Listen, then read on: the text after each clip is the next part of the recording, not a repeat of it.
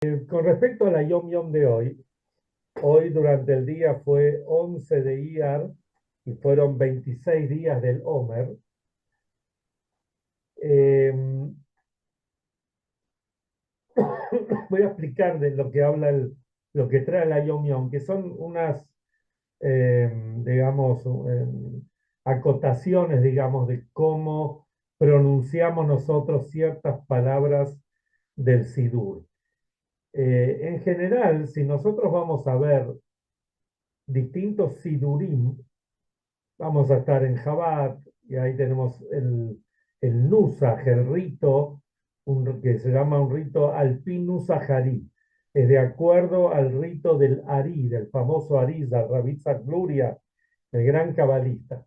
Pero si vamos a ir a un templo sefaradí, vamos a ver que hay algunas variantes o algunas variaciones, incluso entre los mismos sefaradí, si son de Alepo, si son de Esmirna, si son de Damasco o de o de Marruecos, puede haber variantes.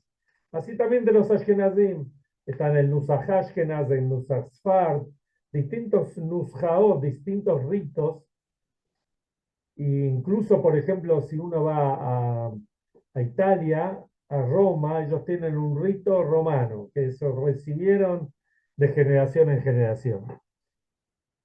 El Alter Rebbe, nuestro primer Rebbe, él tomó de 60 distintos sidurim aproximadamente, y él compaginó un nusaj que sea acorde a cada persona.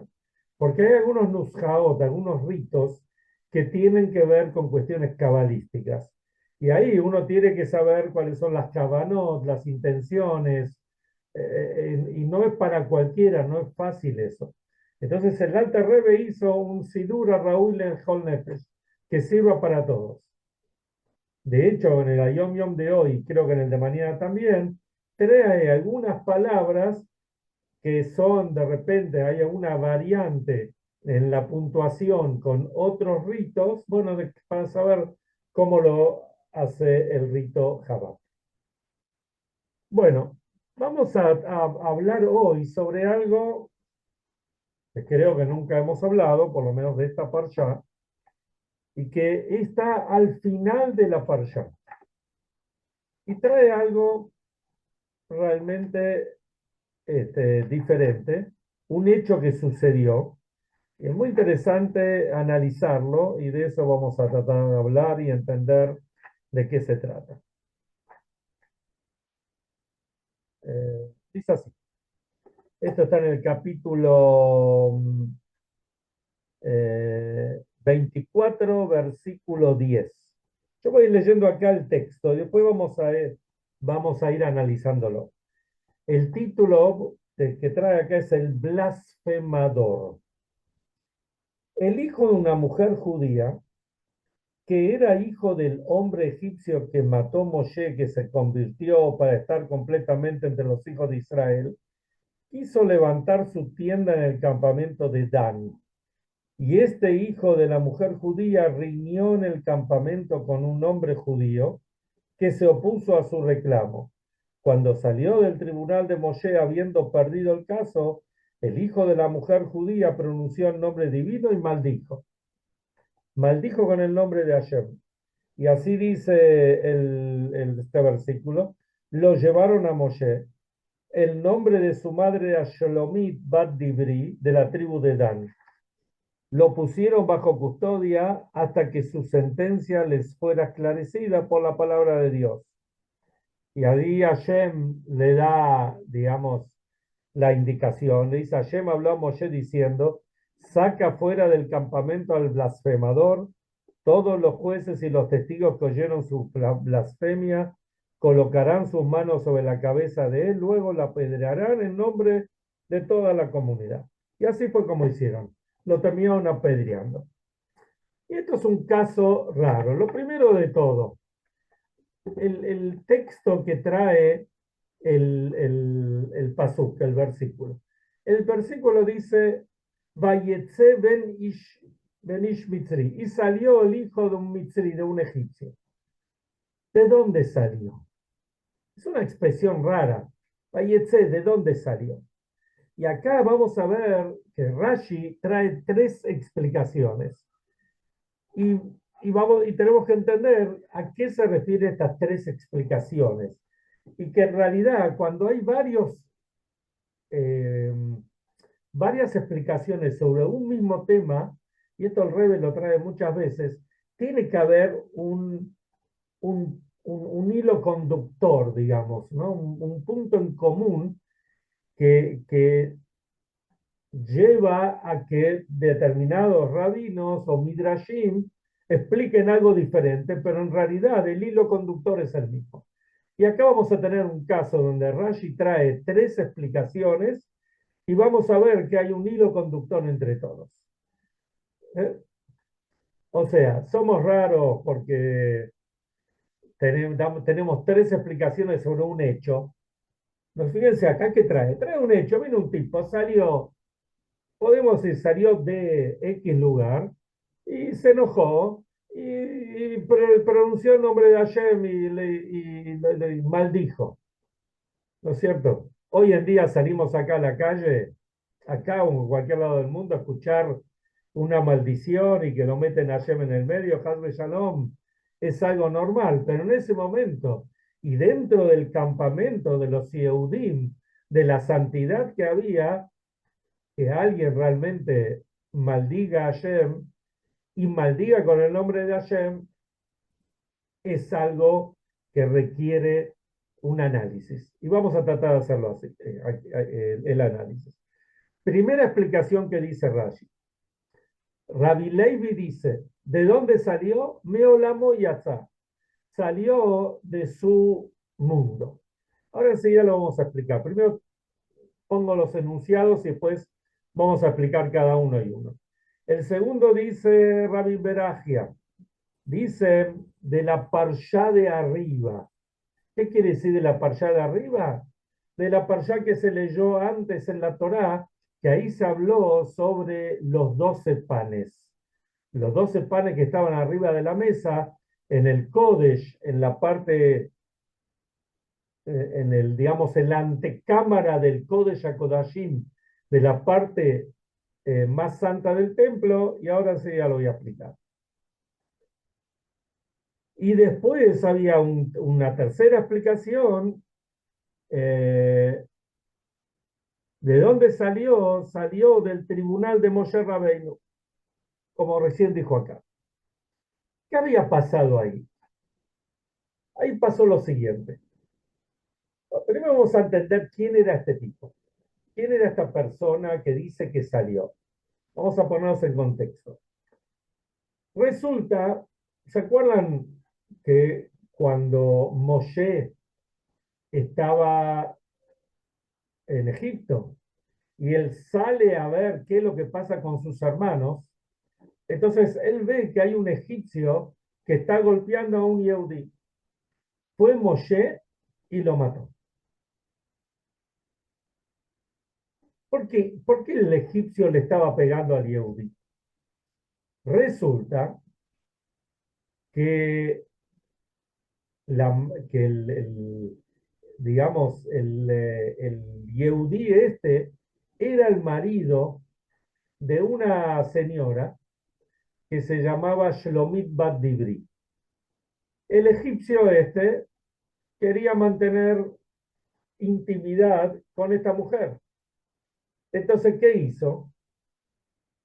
Cuando el marido llegó a la casa, agarró, lo echó, le dijo, andate. Era de noche, estaba oscuro. La mujer no sabía qué es lo que pasaba. Llegó el egipcio y el egipcio hizo su, se dejó llevar por sus instintos y la mujer pensaba que era el marido, pero en realidad no era el marido, sino el egipcio.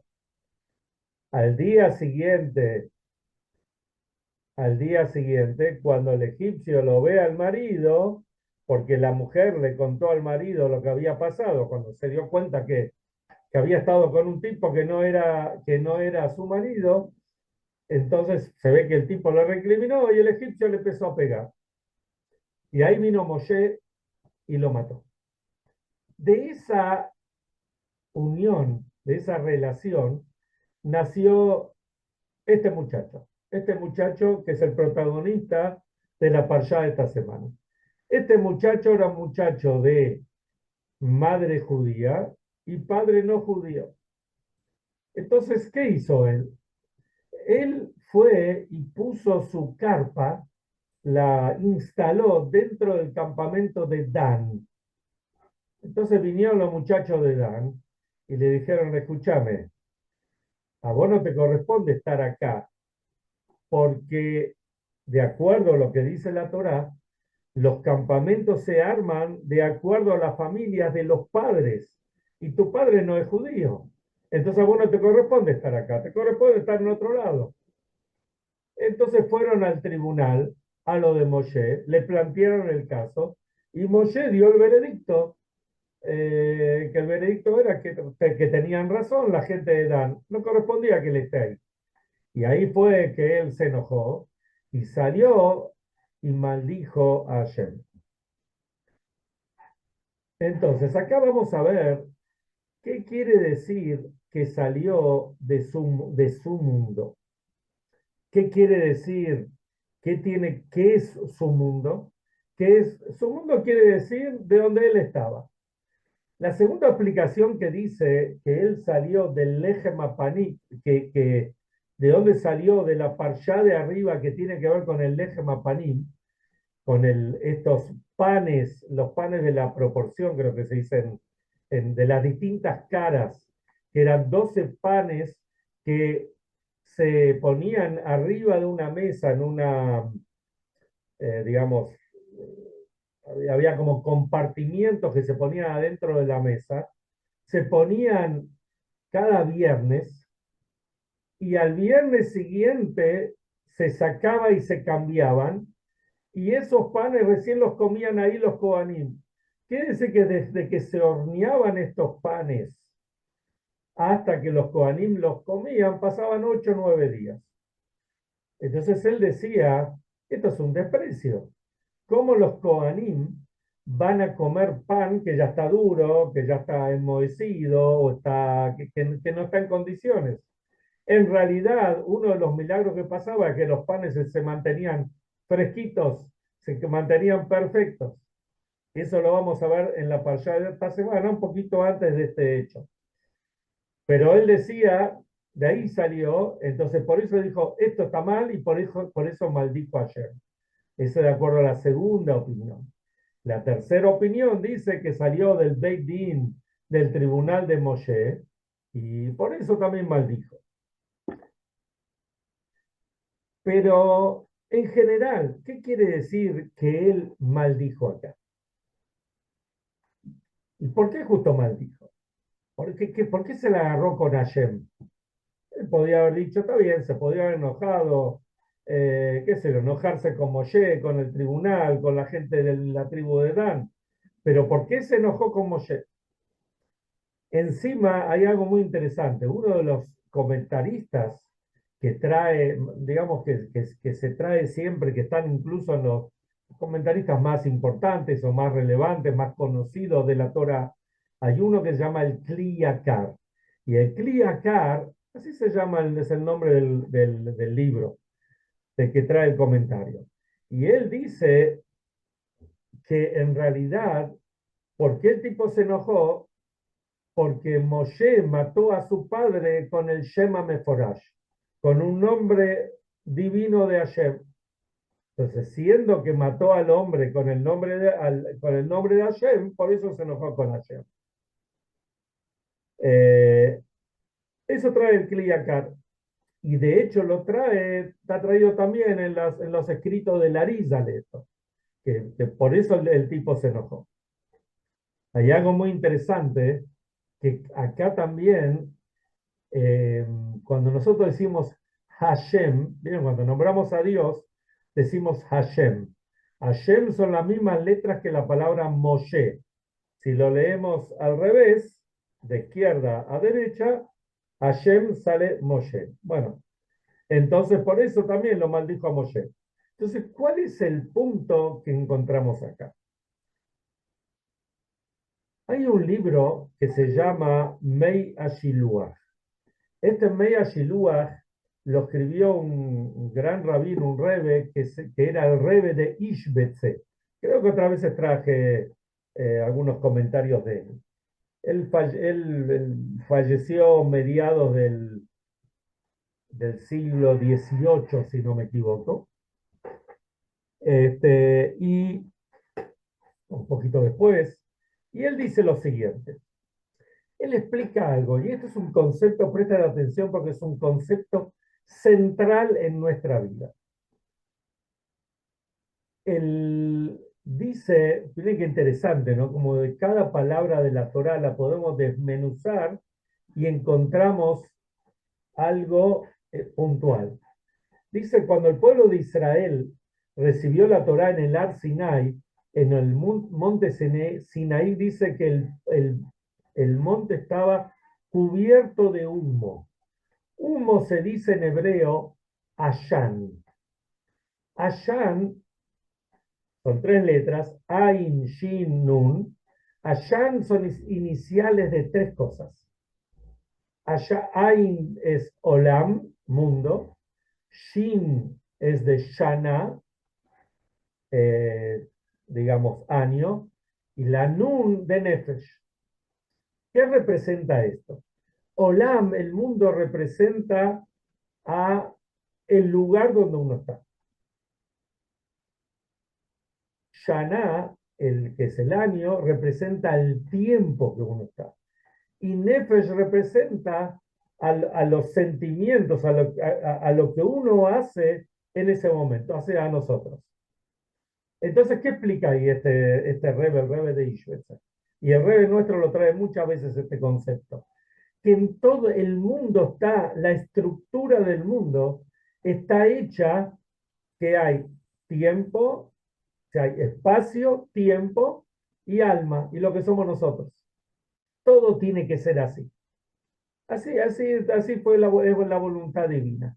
Y cuando hablamos de tiempo, espacio y alma, cuando hablamos en general, ¿a qué se refiere esto?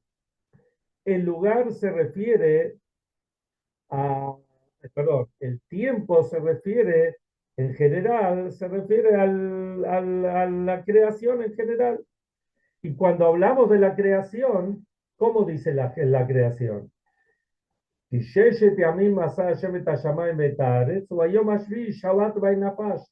Decimos todos los Shabbat. En 6 días Hashem creó los cielos y la tierra y el séptimo día descansó. Explica acá el Rebbe de Ishbetze y los sabios realmente lo traen, que todos los días de la semana reciben el Shabbat. El Shabbat es el día central. Cuando hablamos de tiempo, el centro del tiempo es el Shabbat. Y el Shabbat bendice a los días previos y a los días posteriores. Tiene ese efecto. Cuando hablamos de espacio, no nos referimos a la luna, a las estrellas, a los planetas. Espacio nos referimos a Eretz Israel, a la tierra de Israel. Más específicamente Jerusalén, más específicamente el Bet HaMikdash, el Santo Templo, el Gran Templo de Jerusalén. Que de ahí, de esta parte del espacio, sale la ashpa'ah, sale la influencia, la bendición para todo el mundo. De hecho, Rashi lo trae, que después vamos a ver más adelante, ya más cuando el pueblo estaba por entrar en Israel, trae que en Israel había 31, en esa época había 31 reyes, y no había rey que no tenga una posesión en la tierra de Israel. Israel es algo chiquitito, pero todos querían tener una posesión ahí. Y justamente porque Israel es el centro, Israel es donde sale la braja para todo el mundo. Y cuando hablamos del Nefesh, del alma, ahí se refiere al Am Israel, al pueblo de Israel. Que del pueblo de Israel sale la braja para todo el mundo y para toda la humanidad. Muchos lo reconocen y muchos no lo quieren saber. o quieren oponerse a esto. Pero ya sabemos cómo terminan todos los que se opusieron. Entonces, ¿qué tiene que ver esto con el hombre que salió y con las tres explicaciones que dijimos antes? Que él salió de su mundo, que él que él se quejó por el eje Mapanim, por los panes estos, se quejó por el veredicto de Moshe. ¿Qué tiene que ver esto? Él decía así, el mundo fue hecho por Hashem. Entonces no tiene que haber divisiones, no tiene que haber lo que se llama Mashpia y Mekabel. Mashpia es el que influye, el que enseña, el que da, y Mekabel es el que recibe, el que aprende, el alumno, el hijo. O sea, depende de las circunstancias. Él dice, no, todo viene de Hashem. Y si todo viene de Hashem, no puede haber diferenciaciones. Todo tiene que ser una sola cosa. Por eso él decía, no, ¿qué es esto del pan que está 8 días ahí hasta que recién en los Kohanim lo comen? No, no puede ser esto. Esto que en todo hay Mashpia y Mekabel, que hay un dador y un receptor, esto de las enseñanzas del Rebbe. Entonces, esta persona decía, no puede haber diferencias, no puede haber Olam, Shana y Nefesh, no puede haber espacio, tiempo y alma. Entonces, por eso, siendo que él no aceptaba esto, no tenía tampoco lugar en el Shevet Dan, no podía tener un lugar, porque al final de cuentas, la madre, ¿qué culpa tenía la madre de lo que le pasó? Y la madre sí era de la tribu de Dan. Pero si bien esta parte va por el patriarcado, pero él al no aceptar las condiciones de cómo funciona toda la influencia en el mundo, entonces por eso no tenía lugar en la tribu de Dan. Eh, y él no estaba preparado, no estaba listo, no tenía intención de aceptar esto. ¿Se acuerdan que hace muchos años había un cantante muy famoso que se llamaba John Lennon? ¿Se acuerdan que lo mataron, miembro de los Beatles? Y él escribió una canción muy famosa que se llama Imagina, Imagine, ¿no? Algo así. Y ahí en esa canción, él, él habla sobre un mundo utópico, que no haya diferencias, que no haya guerras, que no haya... Por ahí algunas cosas que él pensaba estaban bien, pero de la forma como él lo pensaba, como él lo dijo, no es algo, no es el sistema que Hashem puso en el mundo. Y esto es lo que aprendemos acá de todas las explicaciones y aprendemos justamente de este caso. Que tenemos que saber que hay tiempo, hay espacio, hay alma, hay el Shabbat, lo que representa para nosotros, lo que representa para nosotros Eretz Israel, Jerusalén, el Bet HaMikdash, los lugares santos, y lo que representa para nosotros el Am Israel, el pueblo de Israel. No es así nomás que uno dice, bueno, somos el pueblo elegido, podemos, no, no. Tenemos una misión, tenemos una responsabilidad y esa responsabilidad tenemos que asumirla. Hoy estaba viendo un videíto que me llegó que en Israel descubrieron, ahí en Jerusalén, tengo que ver bien justo dónde es, porque la verdad está en el barrio judío de digamos, de la ciudad vieja de Jerusalén, hay un lugar donde descubrieron que había una muralla, descubrieron partes de una muralla. Y esto está escrito sobre esa muralla. Hay toda una parte en el Tanaj, en la parte de los reyes, y también trae el profeta Yeshayahu, donde cuando estaba el rey Sanjerib. Sanjerib era el rey de los asirios, y estaba el rey Tzidkiyahu, que él no le quería pagar los impuestos a Sanjerib, porque decía, no, yo creo en Hashem, qué sé yo, pero al final se hizo difícil y al final tuvo que pagar. Pero ¿qué trae ahí? Que hicieron toda una muralla y eso lo descubrieron hace poco. O sea, textualmente lo que dice el Tanaj, algo, ni siquiera es algo de la época del segundo templo de los romanos, es algo que tiene 3000 años, porque de la época del primer templo. Entonces vemos cómo son las cosas y de dónde parte la braja. Entonces, teniendo claro todo esto, ahí viene el bienestar para nosotros. Y ese bienestar nos trae que tengamos najes de nuestros hijos, que tengamos salud, que tengamos abundancia, parnasá, tanto material como espiritual, y que recibamos al Mashiach inmediatamente.